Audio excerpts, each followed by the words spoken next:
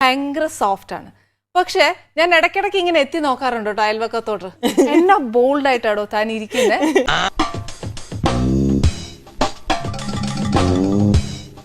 കാരണവന്മാരെല്ലാം പറയുന്നുണ്ട് ഒരിക്കലും ഒരു വിമൻ ഡോമിനേറ്റ് ചെയ്യാൻ പാടില്ല.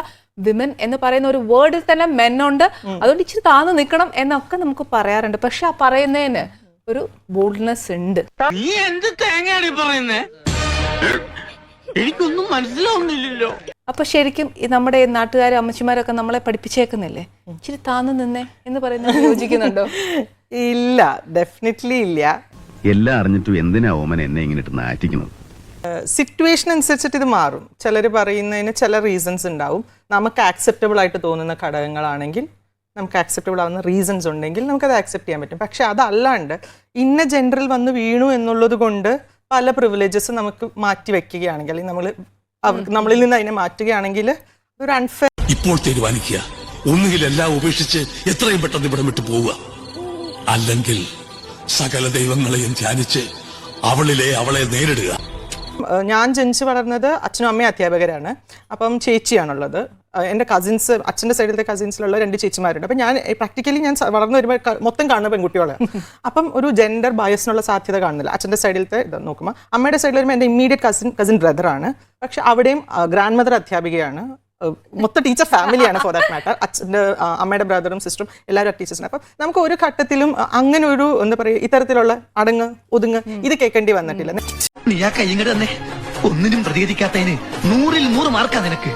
മറിച്ച് ശരി തെറ്റ് അതാണ് എപ്പോഴും കേട്ടിട്ടുള്ളത്. നമ്മൾ ചെയ്യുന്ന കാര്യത്തിൽ ഒരു ശരി ഉണ്ടെങ്കിൽ എപ്പോഴും കൂടെ നിന്നിട്ടുള്ള ഫാമിലിയാണ്.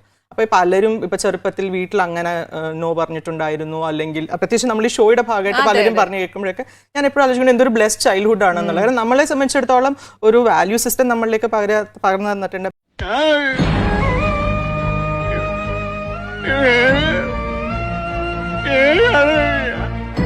നമുക്ക് ജെൻഡറിന് ബിയോണ്ട് ആയിട്ടുള്ള ശരി തെറ്റുകളാണ് പഠിപ്പിച്ചു തന്നിട്ടുള്ളത്. അപ്പം നമുക്ക് ഇങ്ങനെയും സിറ്റുവേഷൻസ് നടക്കുന്ന കാണുമ്പോൾ ഞാൻ അനുഭവിച്ച കുറേ പ്രിവിലേജസ്, അല്ലെങ്കിൽ ഇപ്പൊ ചേച്ചിയാണെങ്കിൽ അനുഭവിച്ച കുറേ പ്രിവിലേജസ് ഉണ്ടല്ലോ. അപ്പം അത് മറ്റുള്ളവർക്ക് കൂടെ കിട്ടണമെന്ന് തോന്നുന്ന ഒരു ഹ്യൂമാനിറ്റേറിയൻ ഗ്രൗണ്ട് ആണ് അത് ബേസിക്കലി. അതൊരു നമുക്ക് കിട്ടിയിട്ടുള്ള സാധനം ന്യായമായി മറ്റൊരാൾക്കും കിട്ടേണ്ടതും കൂടി അല്ലേ എന്നുള്ളൊരു ചിന്തയാണത്.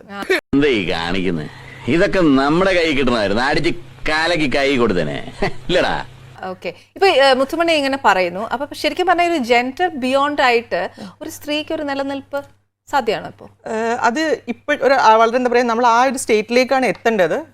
നമ്മൾ അതിന്റെ ട്രാവൽ മോഡാണെന്നൊക്കെ വേണമെങ്കിൽ പറയാം. അതിനകത്ത് ചിലപ്പോ അങ്ങനെ വരുമ്പോ കുറെ ഫെമിനിസ്റ്റ് ആണ് അങ്ങനെയാണ് എന്നൊക്കെ പറഞ്ഞിട്ട് കുറെ ഇത് വരില്ലേ? താങ്കളുടെ അഭിപ്രായം എന്താ? അല്ല, താങ്കളുടെ അഭിപ്രായം പറഞ്ഞാൽ അല്ല, താങ്കളുടെ അഭിപ്രായം പറഞ്ഞാൽ എനിക്ക് എന്റെ അഭിപ്രായം പറയാൻ പറ്റൂ? അല്ല, താങ്കൾ പറഞ്ഞോളൂ. എനിക്ക് അഭിപ്രായം പറഞ്ഞിട്ട് താങ്കളുടെ അഭിപ്രായം ഞാൻ പറയാം. അതെന്താ നമ്മൾ പറയാം, എല്ലാ കാലത്തും ചേഞ്ചസിനെ ഒരു ഭയത്തോടു കൂടിയാണ് പലപ്പോഴും പലരും കണ്ടിട്ടുള്ളത്. അതായത് നമ്മളായിരിക്കുന്ന സൊസൈറ്റിയുടെ പ്രിവിലേജസ് കിട്ടുന്ന അതിന്റെ കംഫർട്ട് സോൺ എൻജോയ് ചെയ്യുന്നവർക്കൊക്കെ ചേഞ്ചസ് എപ്പോഴും പേടിയാണ്. ഇത് മാറിയാ അപ്പൊ എനിക്ക് കിട്ടട്ടെ, അത് കുറയോ, ഇത്തരത്തിലുള്ള തോട്ട് ഉള്ളപ്പോൾ പലപ്പോഴും ക്രിറ്റിസിസംസ് വരും. അതൊക്കെ അതിന്റെ ഒരു വസ്തുക്കളിൽ നടക്കും.